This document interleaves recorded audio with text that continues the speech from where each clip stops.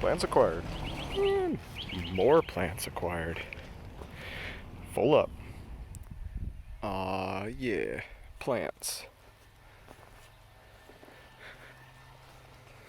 I got everything but the most important thing I needed.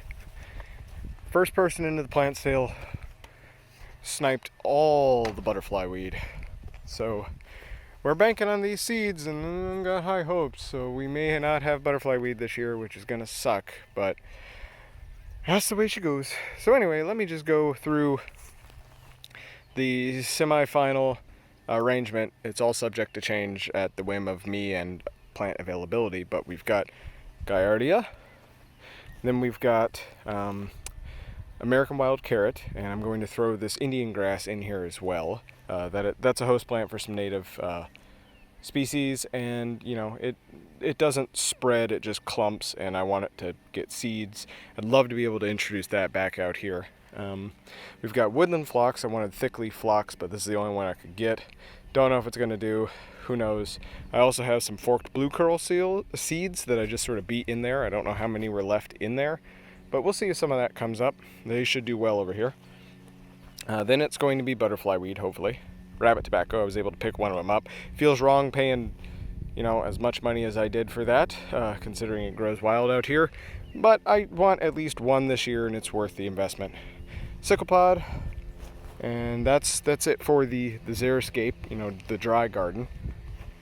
Then over here, it gets a little more complicated. Up here at the front, we're going to have frog fruit all the way up in here. And this is going to just sort of be loose up in here. I got these in the wrong place, by the way. It's going to be frog fruit, Thalia dealbata / cannas, and then also scarlet rose mallow. And this one's just going to be sort of loosey-goosey in here. Probably going to throw the rose mallow over there, stick the Thalia right there, pop the cannas in like that, and the goal is to get the frog fruit to sort of colonize in this way. And then right here in this little strip, we're going to put these, Gladiolus dollini. This is not a native plant, but it is cool, and it is sort of naturalized on Edisto Island, and it's a cool piece of interpretive history, and they're not really particularly aggressive. They do spread, but, you know, just sort of, you know, like a corm, kind of like a gladiolus, or not quite like summer snowflake. So we'll just have them in there, and they're not going to take up any room. I don't think they're going to displace anything. Then we got this golden Alexander. This stuff's going to be great. We're going to fill up this whole space with that. Once again, this one over here is going to be a little bit more loosey-goosey. Oh, first we have blue mist flower here. This is going to be a mix of Ohio spiderwort, Stokecia, Stokes aster, this Liatris, and this common cellfield. And we'll just do whatever works over in here. And then the last little bit over here is all going to be obedient plant. Then over here on the mostly sort of wet bed, that was the really wet bed, we're going to have gold mane coreopsis up here at the front, followed by Chipula River coreopsis, then a little strip of yarrow, just sort of as a barrier, and then we'll have this swamp milkweed. I was only able to get one, regrettably. Then we'll have Elates aster, and then a big old clump of muck sunflower. And that'll be it for the mostly wet bed. And then we come over here to the mostly dry bed, and we're going to have lyre leaf sage and then some scarlet sage right here. Then we're going to have that coral bean, as well as a Baptisia albescens, if those do, as well as a Guatemalan indigo and maybe a Carolina indigo. I may throw the Carolina indigo over there along with the coral bean. We shall see. Then we're going to have something I forgot. Then we're going to have another thing I forgot. Then we're going to have frostweed, and then we're going to have just a little strip of Joe Pye weed up there and Hairy Leafcup right here if I can find it, but I have not been able to find it yet. I'm blanking on what. Oh yeah, it's going to be lance leaf coreopsis and then black-eyed Susan, and those should be pretty easy. And that's the mostly dry bed. And yeah, I'm going to move those guys over. That's all the plants I'm going to buy. Anything else I've got to either rear from seed or dig up somewhere, or get it off of a friend or something like that. So let's see how this arrangement finally shapes up. Alright, so we're moving towards planning at the end of this week and have a couple of developments. One, something keeps breaking in the garden. Something keeps cutting this lower line, a fishing line. right here, they've cut it in this exact spot twice, and I have tied it there twice. And then I came out this morning and it was cut way over here, and again over there. So I think we got a rabbit who can't keep his stupid little rabbit teeth in check, coming from there probably, or maybe there, coming over here and then just snipping my line instead of walking under it because he's a dumb rabbit. And that's quite bothersome. So we may have to replace that lower line with like a electrical wire or something, some sort of metal line or something like that, just for added reinforcement. And that'll be good for weed eating and all that. That lower line doesn't matter that much. I've also noticed some stuff with the plants. Cannabulbs are finally starting to put out shoots. This is mostly not obedient plant. There is obedient plant. This is obedient plant, but this is mostly frostweed that has germinated from seed or from broken roots. And yeah, is just a shooting on up. So we'll have to pull the frostweed out and move that over there. But that's kind of annoying. I thought I had a lot of obedient plant, but it's a sort of just mostly kind of half obedient plant. And yeah, I think these guys are well and truly dead as well. They weren't in the best health. And what else? Kind of got scammed on this Joe Pye weed. This was the most expensive plant I bought. And as you can see, there's just a straight up like oak sapling in it, as well as what looks to be a birch sapling as well. So that's kind of annoying. The $16 plant, and it looks like hot garbage. So anyway, we're gonna attempt to pull this oak out. Good lord, that thing's got a taproot. Anyway, but we got the plants. I'll need to pull some more grass out of the sunflowers, but nothing's been eaten, nothing has croaked, except for that, yet. Oh, and I'm hopeful. Thought it rained here over the weekend. It did not, so I'm glad I came out today so I could water. I guess let's check on the seeds. Alright, cheap plugs first. Oh, I think they need some watering too. Yeah, they could use a little bit of watering. Guardia's coming up nice and strong now. Got a sickle pod coming up. Still the black-eyed Susan, the lance-leaf coreopsis. And one butterfly weed. Hot damn. Oh, we may just have some. Oh, 2 butterfly weeds. Nice. Alright, let's check the fancy ones. Ooh, more stuff. Looks like we have a butterfly weed, that same sickle pod. 1 Carolina indigo, that's good. All that Guatemalan indigo. Black-eyed Susans are starting, it appears. Ooh, those croaked. That ain't good. Same with the lance-leaf coreopsis. I wonder what happened there. Frost or something?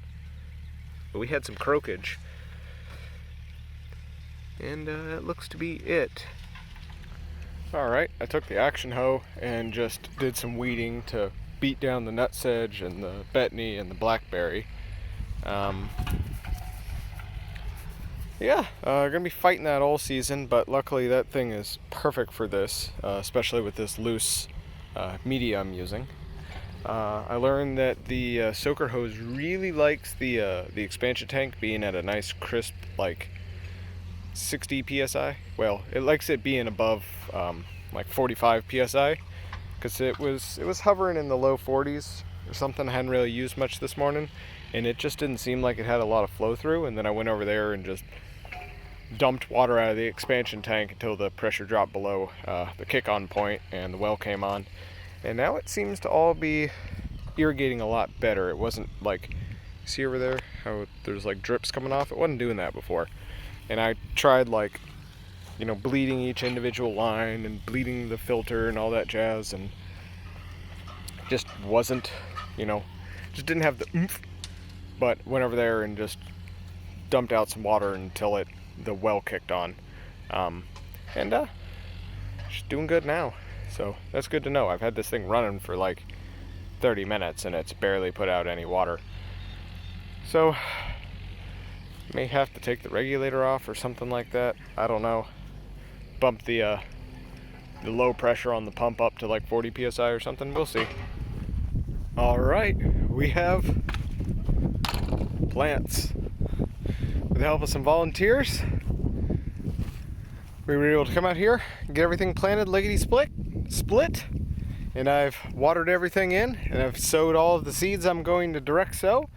And hopefully this should be enough. And we are just about through the 120-minute cycle I put on this guy, so we're just going to bump it back up again. And that should be about done by the time I leave today. Actually, a little bit later. But anyway, I guess I'm just going to go by and show you everything that we got in the ground. It's not too much different from the last time I showed it to you, so I'm not going to dawdle too much.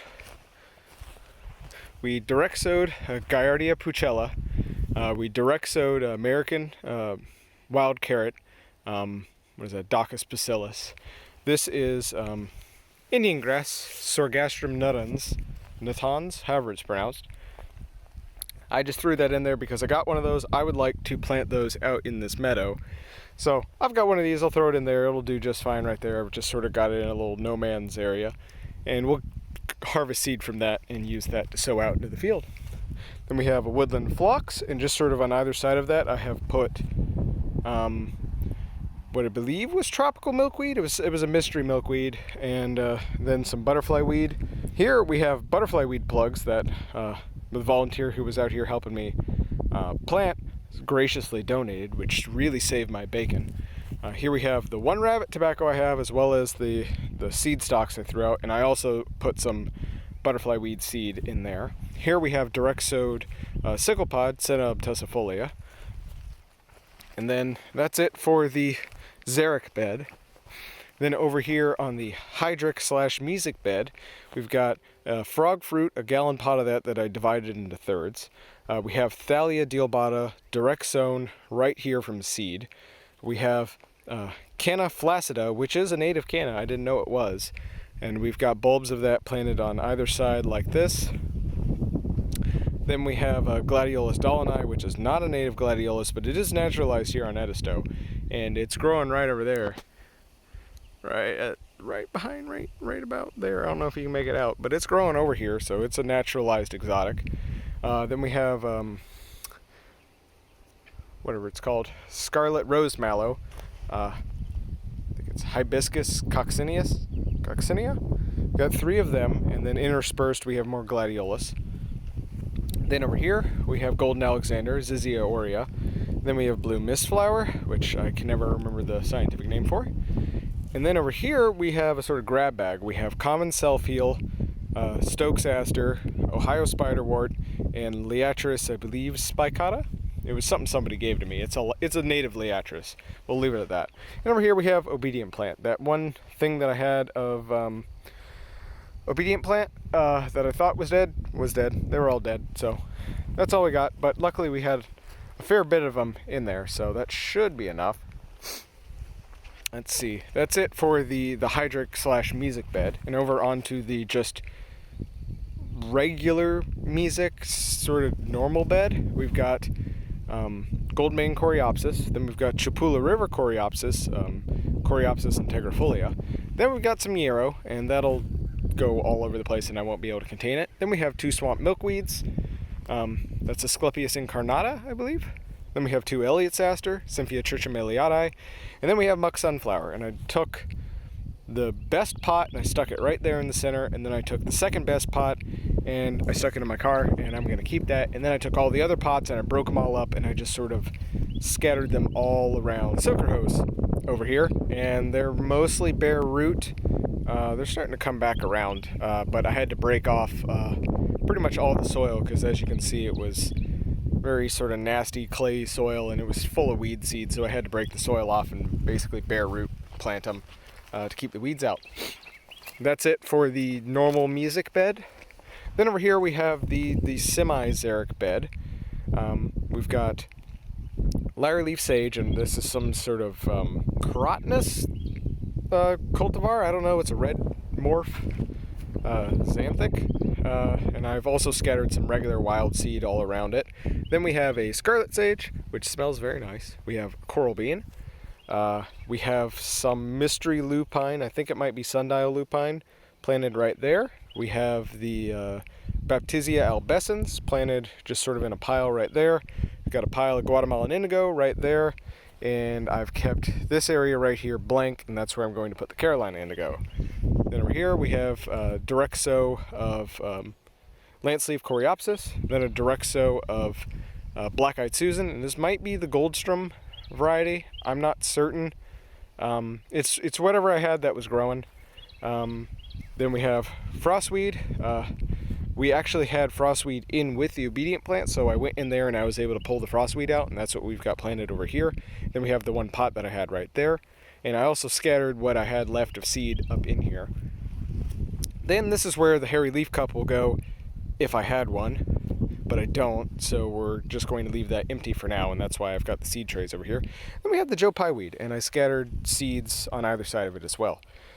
And yeah, that's it. That's all our plants. So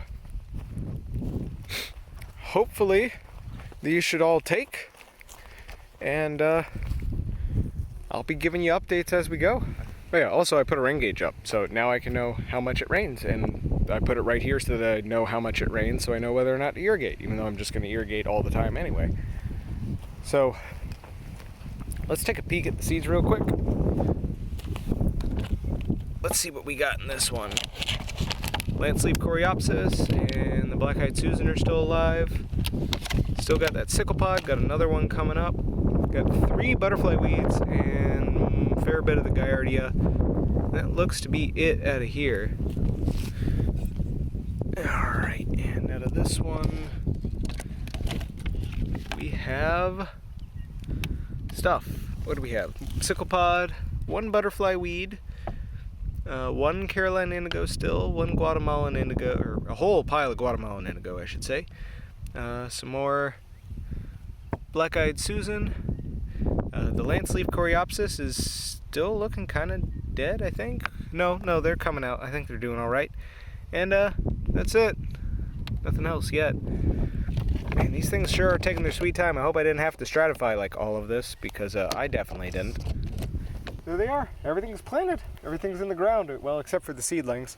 They'll go in the ground here in another week or two whenever they start to actually grow up and root bind themselves. And we've got plenty of other seeds that probably won't come out for a couple of weeks. Nearly got to freezing tonight. I think it's supposed to get really close to freezing again. And it's the start of April. And it was 90 last Saturday. And the following week it's in the 30s. Welcome to Charleston. And yeah, hopefully everything should do. If you want to continue seeing updates on this thing, stick around, go down there, smash that subscribe button, and yeah, I'll be putting out updates as we go throughout the year, and hopefully this should just be a big old wall of green here come October. So stick around and stay tuned. Tom out.